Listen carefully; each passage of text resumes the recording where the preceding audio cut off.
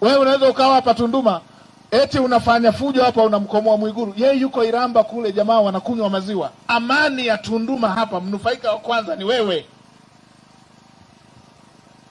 Na nyewe wana Tunduma ni ndugu zangu, tunaongeaga ukweli. Nilikuja hata siku moja hapa 2014 15 kwenye uchaguzi, nikakuta kuna vijana wawili hapa wameuana kwenye vyama, eti vyama vilikuwa vinapishana, mkafanya fujo, watu wakafa wawili. Nikawaambia huu ni ugeni wa siasa za vyama vile. Mnauanaje nyie na bungeni hamwendi?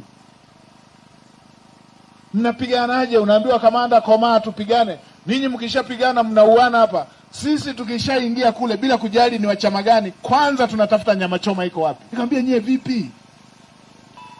Ninyi vipi? Ninyi mnauana, mnasababisha wajane, mnasababisha yatima. Halafu pale bungeni hata hamuingii. Komaa kamanda. Sisi tukishamaliza kufika pale hata hatuja hapa, tunatafuta nyama choma iko wapi.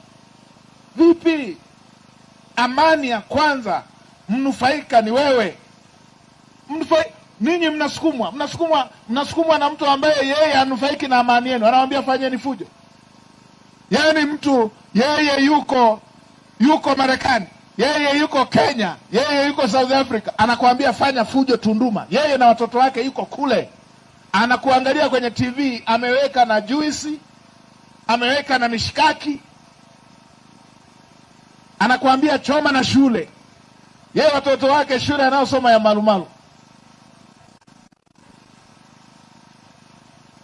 Sijui kama mnanielewa.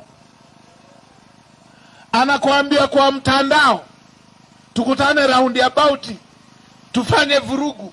Yeye yuko South Africa, yeye yuko Marekani, yeye yuko Nairobi. Na ukifanya vurugu, yeye ndo analipwa kwamba kahamasisha vurugu vizuri.